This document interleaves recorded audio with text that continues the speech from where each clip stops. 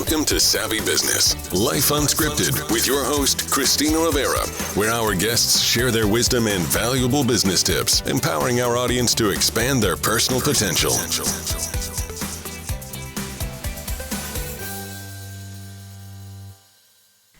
Hi, Nancy Giere. Welcome to Savvy Broadcasting, Life Unscripted. I'm so grateful to have you here today. How are you? I'm terrific. I'm really glad to be here today.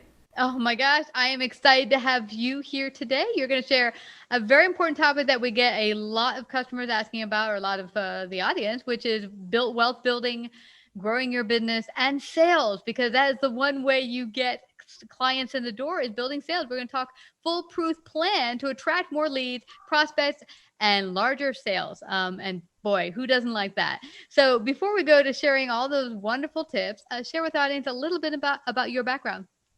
Okay. Well, I have worked in the area of training most of my professional career, at least 25 years. Wow. And what I've learned over that time is that you want to create an experience when you create a training program. And early on, I worked with doing a lot of employee training. Then I moved into doing customer training. And what followed after that was, well, why not do something for prospects too? Because if you can educate your prospects about your products or services, you build trust, you build loyalty, and people think, I want to do business with you because you understand me, my business, and my problems. So it's a fabulous lead magnet. I love that. Now, you said you want to really create an experience. What exactly does that mean when you say that? Well, a lot of it, I learned about creating an experience when I did some consulting for Harley Davidson, because there it was all about building brand loyalty and, attracting people into, it's the whole family, the whole biking culture and being part of the world and the mystique that is around that. And when you're creating an experience, you're engaging people. You're asking them questions. You're telling them stories. You're giving them not only solid advice, but you're packaging in a way that makes it interesting. We all, there's a reason we binge watch great TV shows, because they're great stories. They bring us in. We get interested, we get hooked, and we want, we can't wait for the next episode. So when you think about using training as a lead magnet, you want to make it sort of binge watch worthy, that, I can't wait for the next nugget. I can't wait for the next great piece of advice that's going to help me to move my business forward. Yeah, I love that. What I'm gathering from you is stories, questions, listening. But also I got from your working with Harley Davidson is really building that connection through culture. Building, because what they seem to have built is a kind of family culture that when you're there, and this is what I got from my husband, who had worked with his flight school. There's a lot of flight schools where he was going to school and training, and then ultimately just flying out of. But what got this school on notice and had the most amount of students and people going there was this culture of, this is where pilots hang. This is the pilot hang place. And so I'm gathering that what you also have to do as a vendor or company is build that culture where this is the place you come to get whatever you gift or sell to the marketplace. When I worked for a while, I was the manager of a corporate university for a company called Giere, which is an accounting platform. And they worked extremely hard to build a culture. They wanted to attract accountants to become thought leaders and to really, they didn't just teach people about, here's how we use our software. Here's, click here, now, hit, and you're done. But it was, what do you need to do to build your practice? And so a lot of these ideas around getting to the point of training as a lead magnet, have kind of come through these different places that I've worked. Because when we were there, the big player is QuickBooks in the United States. Giere is a smaller player in the US market, not the case in other parts of the world, but here. So what can you do when you're the smaller player? You need to just build loyalty, and you need to have people become advocates for you and your product, because if they become an advocate for you, it's like, well, they believe it's wonderful. They believe it's going to help my business. They're a CPA, they're a well-established bookkeeping practice. If they believe this is the right place for me to be, this is where I'm going to be. So I think everybody needs to look at their business as how do you build that following? How do you have people see you as the go-to resource? Mm-hmm. And if you educate people about topics that they align with what you do and your mission, you're giving, you're serving, mm-hmm. you're bringing people in, and then and then they feel like they're part of the family, as you mentioned, before they even make a purchase. So the purchase part becomes easy because they're pre-sold. Mm-hmm. Yeah, I get that. They like you. They love you. They want to do work with you. Yeah, I love that. And what I'm gathering from you is that when you've built that loyalty where your customers love your product, they feel a part of this community and they can't wait to share it with others. Now they're kind of like going out there and being your sales minion sort of by spreading the word. And also your employees are mm-hmm. front line. If they love what they're doing, they love the company, they're going to share. I mean, that's how I've been when I worked with companies I loved. You didn't have to tell me. I tell everyone about the company. Yeah. Yeah. And it's something, if somebody is in the, maybe as a coaching practice, well, what's their area of specialty? Mm-hmm. Maybe they work in health and wellness. Mm-hmm. So if you provide people a lot of great tips about how to live a healthier lifestyle, what's the miracle that's going to help me lose weight or whatever it might be. But everyone loves that. Right? You have to eat less and exercise more. That it always comes down to that. But, I know. But maybe you put together a whole series of here's 10 ways to make exercise fun. Here's ways to build a morning routine. So you can provide some content and you can drip it out, and then people start to hear from you. And then when they're ready to act, they're like, she gave me all those great tips. Yeah. No charge. Nope. She really wanted to help me. You know what? I think I'm ready to hire. And that's what happens. Yeah. And you hit on the key point here, which is continually coming from this space of giving without the idea of expectation. And I think that what I've gathered from talking to a lot of entrepreneurs, especially new ones, is that that's really a hard thing in the beginning because you're like, I've got to pay the rent and the food. Right. So you're kind of thinking, okay, don't think about that. Don't think about that. Serve. So, but you've really got to come from that space. And one clear thing you mentioned about exercise, well, people were like, what you got to do? You got to exercise and eat less or eat better.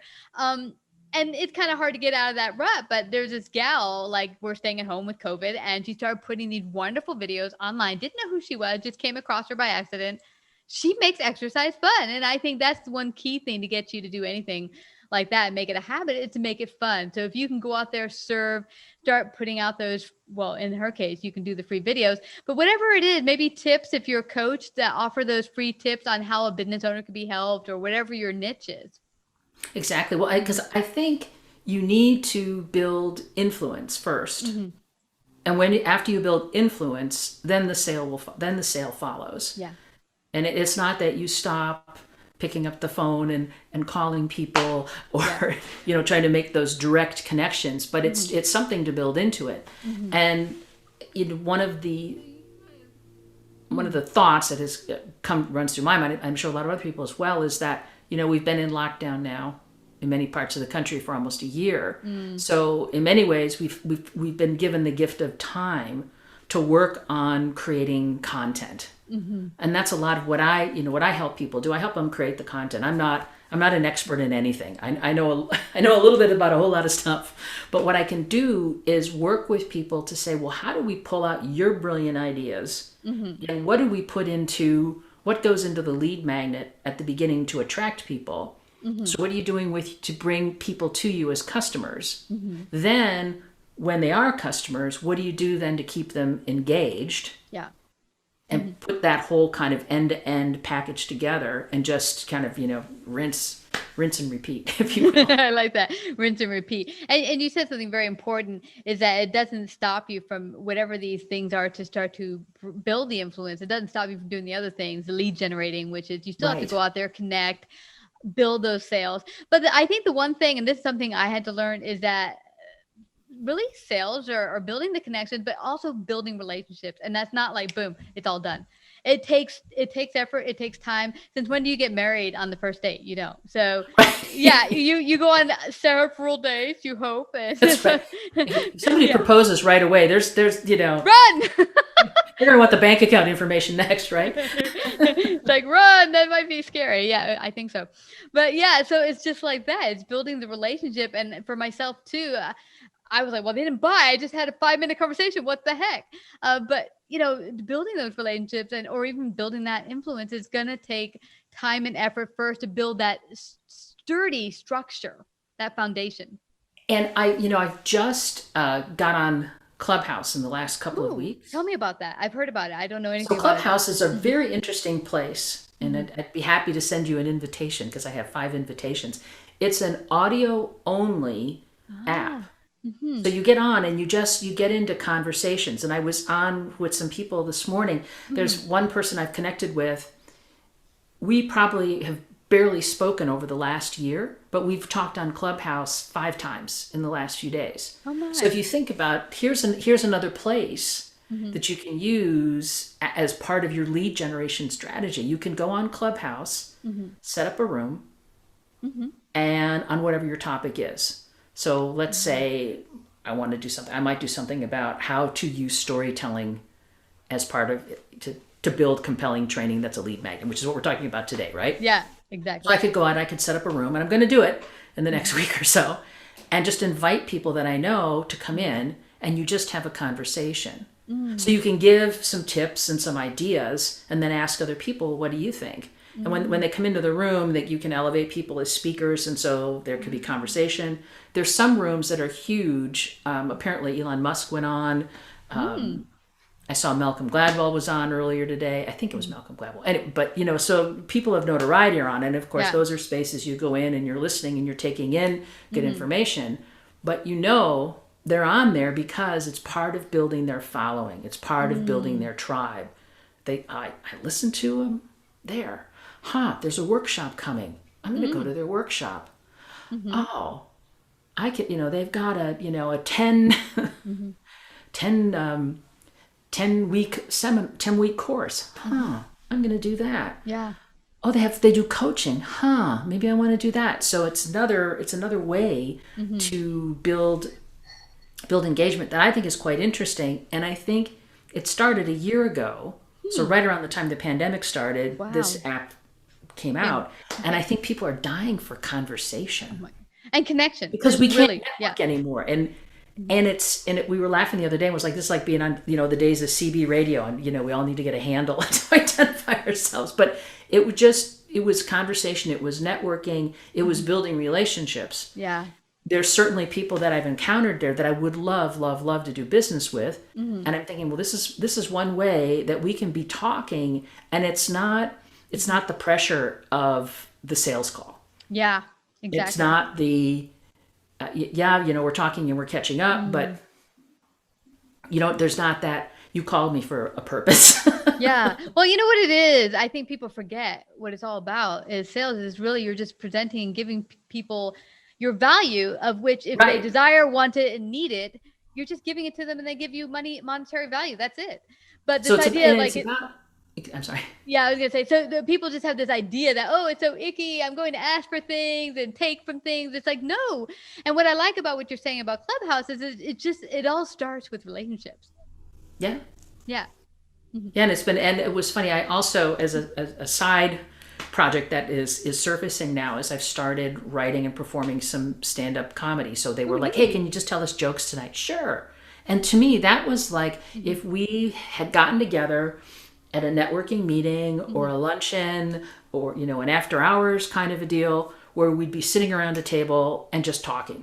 And then you do, you exchange cards and things, so it's almost like we can't do that in person in a lot of places right now. Yeah. So being on a platform like this, it's just conversation. I think people are hungry for conversation because everything is just business. We're on Zoom now. If we had more people on Zoom, the conversation would be hard. Everybody's kind of popping in and out, and a lot of times it's okay. Everybody be on mute, so you're just not listening. bothering other people. Yeah. Yeah. So it's sort of it's an interesting way, but it all comes down to all of this is about what do you do to become front of mind. Yeah. So you can have set up things to automatically trigger on Facebook, but that you're giving people tips or automatically triggered on LinkedIn. I'm working now on a whole series that's going to be released about what I'm doing and putting it up on. I got to put my money where my mouth is. I got to do what I'm telling people to do. But you're so busy helping other people sometimes, it's hard to keep your own stuff going. Well, and that's what I love about this is that if you get together regularly, like many years ago when I first got my business started, I was in Manhattan and I started a business networking event. The only rule was no card passing out because people get in the habit of, oh, here's my business card. And it's all about throwing your business card at people. We want people to want to get to know you. And they're going to do that by coming here every week and getting to know you, the person. Like you said, now it'll be through apps like Clubhouse, but it's really, you want to make it all about really, really, really the connection with the people. Yes. Instead of the end result that you want something from them, coming from the place, as you said earlier, giving. And I was talking with a friend of mine the other day, and she's been in business for many, many years. And she just picked up 2 new projects from clients, people that she's known for 40 years, for 25 years. Hadn't done business with them until now.